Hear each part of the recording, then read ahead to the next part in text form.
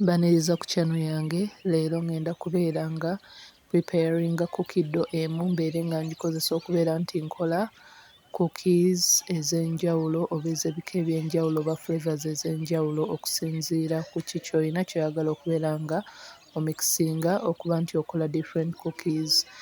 Ninamu amagi, ninamu melted butter, brown sugar, sugar wa bulijjo, vanilla, eŋŋano.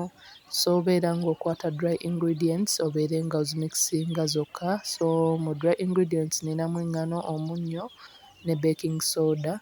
Oluvannyuma lw'okubeera ng'omaze okubeera ng'obimikisinga bulungi nnyo, tugenda kubeera nga tutandika okukola ne ku wet ingredients. Cookie dough eno osobola okubeera ng'ogikozesa n'omekinga cookies ez'ebika eby'enjawulo. Era osobola okubeera nga cookies zino ozikolera abaana nga badda ku masomero, osobola okubeera nga ozikola ng'obadde olina omukolo, oba n'ozikola ewaka ne zibeerawo just in case ofunye abagenyi oba abaana abato just once in a while n'obeera nga bazenjoyinga. Beera ng'okwata sukaali naye obeere ng'omugatta otandika okubeera ng'omumikisinga oba ng'omutabulamu. Then amagi ga adingemu nga bw'omikisinga mpola mpola. Tugenda kubeera nga tumikisinga tulabe nga tudissolvinga bino byonna bibeere nga byemikisinze bulungi nga ne sukaali ono agenze breakinga down bulungi. Nakozesezza sukaali ewaffe owa bulijjo ne brown sugar. Nti brown sugar ono ky'akola agenda kumakinga dough eno okubeera ng'eri brown, n'ono melted butter oba melted blue band oba prestige, kyonna ky'oba osazeewo okubeera nga okozesa. Buli we tukozesa melted butter oba melted prestige oba blue band tuba tulina okubeera nga tufreezinga dough because oba tosobola kubeera ng'obekingirawo cookie right away nga okozesezza melted butter ono. So beera ng'otabula bulungi nnyo omakinge sure nti ne zino wet ingredients zeetabudde bulungi nnyo. Bw'oba toyina magi oba nga tolya magi osobola okubeera nga okozesa oba ng'osubstitutinga with condensed milk. Nakolako video nga ndaga engeri gy'osobola okubeera nga okola condensed milk ewaka. Weetaaga just mata na sukaali okubeera nga omukola. Cookies zino osobola okubeera ng'ozikola ne zibeerawo ewaka oba n'okubeera nti ozipaakingira abaana ku masomero zisobola okubeera nga zilastinga emyezi 3 paka ku myezi nga 6. So oluvannyuma lw'okubeera ng'omaze okumikisinga wet ingredients beera nga ozigatta mu dry ingredients. Ziri ze wasoose okubeera ng'omikisinga otandike okubeera nga okanda oba okubeera ng'omikisinga okubeera nti ofoominga dough oluvannyuma gye tugenda okubeera nga tufreezinga for some time. So beera ng'omikisinga buli kimu. Oba obadde tonaba kubeera ng'osubscribinga, please teweerabira okubeera ng'osubscribinga, likinga video, leave a comment below. Twerabira kubeera ng'onyinga kadde kubeera ng'otaninga all notifications zo obeere notified bwe mba nga mpostinze video empya.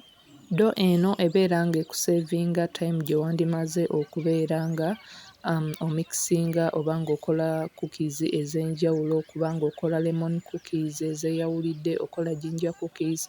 Nti okola dough emu n'obeera ng'oggyamu ebika bya cookies ez'enjawulo z'oba weetaaze nga bwe ŋŋenda okubeera nga mbalaga nze ze nasobodde okubeera nga nziggyamu. So oluvannyuma lw'okubeera nga tumaliriza okubeera nga tukanda dough eno tugenda kubeera nga ngitransferinga ngiteeke mu bowel endala. Oluvannyuma mbeere nga ngisibako bulungi oba nga ngirapingako ne cling film.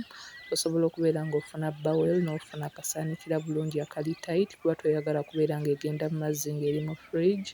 Osobola okubeera nga dough eno ogiteekayo mu fridge okumala wiiki nnamba nti n'ebeeramu ng'ekyali nnungi, n'ogiggyayo buli we weetaaze okubeera ng'obaako cookies gy'okola n'osenako n'obeera ng'okola ekika kya cookies ky'oba weetaaze okubeera ng'okola. So ekusevinga time gye wandimaze ne ingredients ze wandibadde okozesa. Mixing nakozesezza ingredients ez'enjawulo ze mbadde nga ntera okukozesa mu ffumbiro oba ezimu ezaasigalawo okubeera nti nzi addinga mu dough nfunemu cookies ez'enjawulo. So osobola okubeera ng'okozesa ki ky'olina. Dough eno emaze okubeera ng'erestinga mu fridge okumala essaawa 2. Osobola okulaba nti kati yonna yakalubye. Beera ng'ogyawuzaamu osobole okubeera ng'ofuna cookie dough ez'enjawulo z'ogenda okubeera nga okozesa oku addingamu mixings okufuna ebika bya cookies eby'enjawulo. meanwhile obeera nga preheatinga oven at 180 nti oven eno erina okugenda mu cookies ng'eyokya nnyo ng'eri hot okubeera nti twewala bata ono okubeera nti ameltinga ekiviiramu cookie okubeera ng'eri so flat oba okubeera nga zonna zeegatta n'ofuna ekintu ekiri awo but nga tofunye cookies. So eyasoose nakozesezza peanut ne oats nti oluvannyuma lw'okubeera nga mbigattiseemu oddamu n'okanda ddo then oluvannyuma n'otandika okuba nga oscoopinga n'orollinga n'oplacinga then n'obeera nga osprinkling-ako sugar katono on top n'obakinga for 10 to 12 minutes. Nti cookies zino toziggyaamu nga zimaze kubeera nga zikaluba mu oven, not ozibakinga akabanga katono n'obeera ng'ogiggyamu cookie ng'ekyalebera nti eba egenda kubeera nga ekalubira wabweru ng'eri mu kuwola. So togiggyaamu cookie nga already yakalubye dda. Buli w'ogiggyamu nga already yakalubye kino kiba kigenda kugireetera cookie okuba enkalubo ennyo ate ng'emaze okubeera nga ewola. So weegendereze okubeera nga buli w'oba obakinze cookies ekyo okikeepinga at the back of your mind. Then cookies zino endala ne ntandika okubeera nga nkozesa ingredients zino endala nga bwe nazibalaze okubeera nti nkola ebika eby'enjawulo. So muno nakozesezzaamukko eza coconut, nakozesezza eza cocoa powder, nakozesezza eza oats. Nga bwe mubiraba byonna nasobodde okubeera nga mbikozesa okuba nti nafunye ebika bya cookies eby'enjawulo. Osobola okubeera nga okola cookies ez'enjawulo ng'eza coconut, eza oats ne peanut butter, eza raisins ne peanut butter. Osobola okubeera nga okola eza coconut ne cocoa, osobola okubeera ng'okola eza chocolate, cocoa powder ne dark chocolate. Osobola okubeera ng'okola ez'entangawuzi n'okozesa cinnamon powder n'entangawuzi. Osobola okubeera ng'okozesa eza lemon n'ofuna lemon zest n'ogattamuko ne kajuice katono n'obeera ng'ofunye flavour eya lemon. So with this cookie dough osobola okubeera ng'okola ebika bya cookies eby'enjawulo. So ab'ewaka buli omu asobola okubeera ng'afuna cookies oba osobola okubeera nga buli omu omukolera cookie ye gye yeetaaga oba gy'awoomerwa. Cookies zino osobola okubeera ng'oziteekawo nga snacks ne zibeera nga zibeerawo for some good time nti zisobola okubeera nga ziwangaala. Kasita ziba nga zimaze okubeera nga ziwola ziteeke mu butifini bulungi nnyo obeere ng'ozibikkako nti musobola okubeera nga muziryako during your leisure time. Osobola okubeera nga oziwa abaana once in a while. Osobola okubeera ng'ozipreparinga ng'obadde oyina occasion yonna.